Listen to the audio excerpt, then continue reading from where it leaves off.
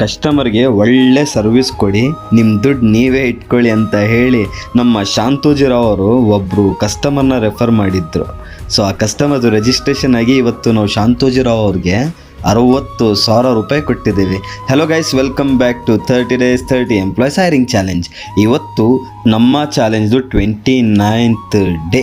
ಇವಾಗ single day ಅಲ್ಲೇ ನಮ್ಮ ಚಾಲೆಂಜ್ ಕಂಪ್ಲೀಟ್ ಆಗೋಗುತ್ತೆ. ಸೊ ಇದ್ಮೇಲೆ 30 days ಹೈರಿಂಗ್ ಚಾಲೆಂಜ್ ಇರೋದಿಲ್ಲ. ಬಟ್ ಹೈರಿಂಗ್ ಕಂಟಿನ್ಯೂಸ್ ಆಗಿ ನೀವು ಯಾವ ವೀಡಿಯೋಲ್ಲಿ ಬೇಕಿದ್ರೂ ಕಮೆಂಟ್ ಮಾಡಿಕೊಂಡು ಬಂದು ಇಂಟರ್ವ್ಯೂ ಕೊಟ್ಟು ಜಾಯ್ನ್ ಆಗ್ಬೋದು. ಇವತ್ತು ನಮ್ಮ ಟೀಮ್ ಅವ್ರಿಗೆ ಒಳ್ಳೆ ಮಜಾ. ಒಬ್ಬೊಬ್ಬರು ಕೂಡ 1 ಲಕ್ಷ 60,000 70,000 80,000 ತಗೊಂಡಿದ್ದಾರೆ ಇನ್ಸೆಂಟಿವ್ಸ್.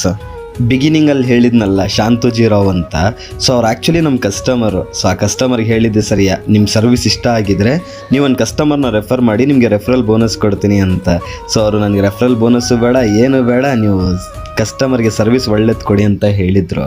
ಸೊ ಇವಾಗ ಕಸ್ಟಮರ್ಗೆ ಒಳ್ಳೆ ಸರ್ವಿಸ್ಸು ಕೊಟ್ಟು ಇವ್ರಿಗೆ 60,000 ಕೂಡ ಕೊಟ್ಟಿದ್ದೀವಿ. ಸೊ ಇವತ್ತಿಗಷ್ಟೇ, ಮತ್ತೆ ನಾಳೆ ಸಿಗೋಣ, ಬಾಯ್.